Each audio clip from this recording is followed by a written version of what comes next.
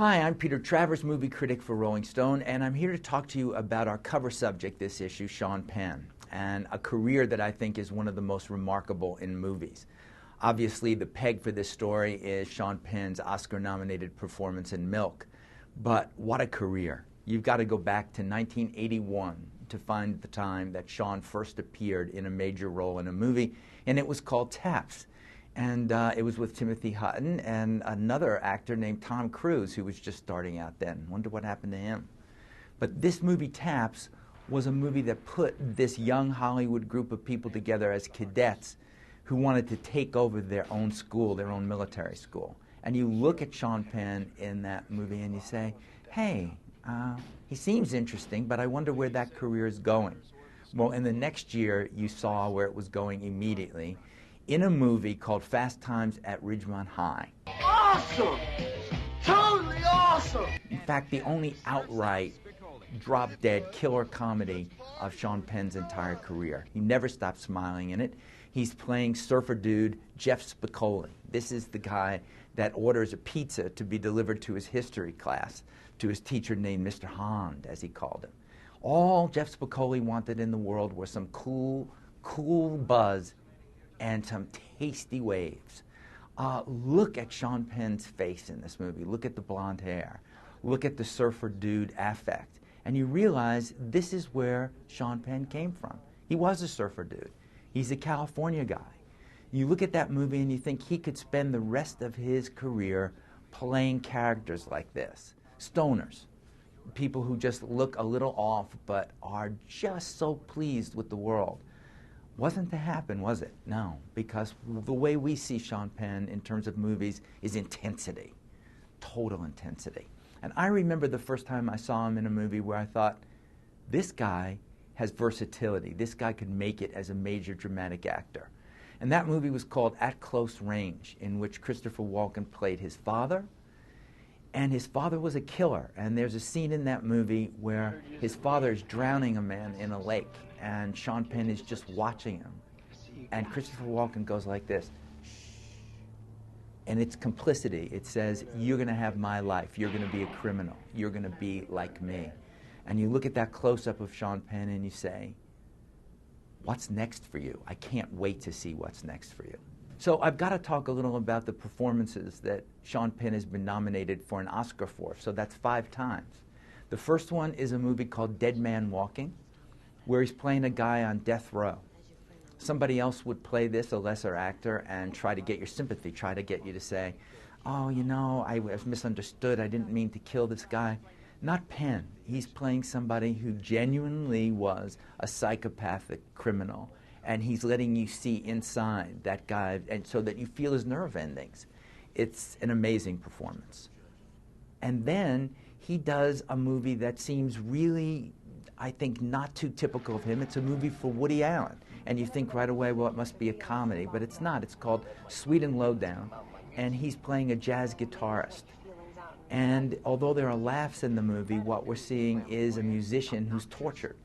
And Penn, again, gets that torture, gets what's going on in it, and is one of the few actual actors to ever be nominated in a Woody Allen movie for Best Actor, besides Woody Allen himself, as he was in Annie Hall. Then you get his 3rd nomination, and it's for a movie called I Am Sam. Now, we've all seen Tropic Thunder, haven't we? And we all know that famous scene where Robert Downey Jr. is lecturing Ben Stiller on what an actor has to do to win an Oscar if he's playing somebody who's mentally challenged. And he's giving him examples of mistakes that were made, because Sean Penn did not win the Oscar for I Am Sam, because as Downey says, Penn made the mistake. He played full retard. You can't do that. If you're going to play somebody mentally challenged, you have to be like Rain Man with Dustin Hoffman, where at least he was good at math. Or you have to be Tom Hanks in Forrest Gump. But Penn played full retard.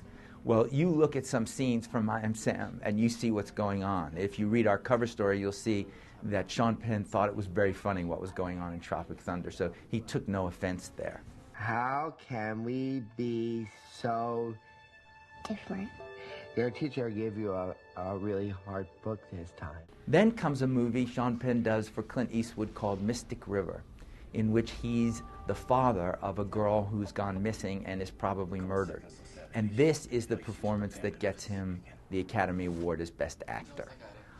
He talks in our cover story about a scene that's very famous now, where he's trying to get to the scene of the crime, and the security guards and cops are holding him back.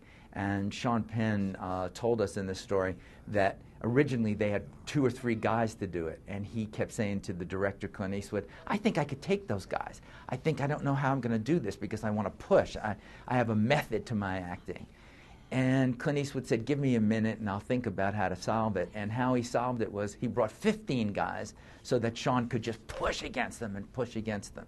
And then you see that face and the anguish on that face, you'll realize that's part of the reason he won the Oscar for this movie. My daughter lives! Oh, God! And before I go on to talk about the movie that's right up now for Sean to be nominated again, and I think win again, which is Playing Harvey Milk, I'm giving you the impression maybe that he can't make a mistake, that Sean Penn is just too good to screw up. And that would be wrong. I mean, try a movie he made in 1986 when he was married to Madonna, a movie called Shanghai Surprise, in which Madonna is playing a missionary and Sean is an adventurer. One of the kinder reviews said that not only did he not look like an Indiana Jones, he looked more like Dustin Hoffman as Ratso Rizzo in Midnight Cowboy. Every single moment in this movie is disastrous. It would have crushed a lesser career. In fact, I think it hurt Madonna big time, but we know that Sean went on. And then just a couple of years ago, he did a political movie called All the King's Men, where he played a New Orleans politician. And nothing about this movie worked. I mean, here was Sean Penn, fresh from his Mystic River Oscar, screwing up. But you know what my theory is? My theory is all the best actors screw up because they never play it safe. They always want to go to that edge of the cliff, and if they screw up and fall off the cliff, then that's the way it's going to be. Because if you're an actor who takes risks, if you're somebody that says, I'm in this to keep pushing myself, you do what Sean Penn does. And that's what he does in Milk. We know he's got big competition for the Oscar of Milk. We got his friend Mickey Rourke and The Wrestler, Frank Langella and Frost Nixon. They're just the main ones. But in Playing Harvey Milk, the first openly gay politician in the United States, a gay guy in San Francisco who fought for gay rights and then extended it to human rights, to everybody's rights. In this movie, he gets to be funny, he gets to be sexy, he gets to look at what politics really is and how you make things happen on a grassroots level, how you charm people, how you seduce people, how you smile at them. Not since Fast Times at Ridgemont High has Sean Penn ever smiled so much on screen. And yet this is a guy, Harvey Milk, who was assassinated in 1978, who wasn't around during the AIDS era to keep up that fight. And in our cover story, Sean Penn will tell you what he thinks Harvey Milk could have done had he lived.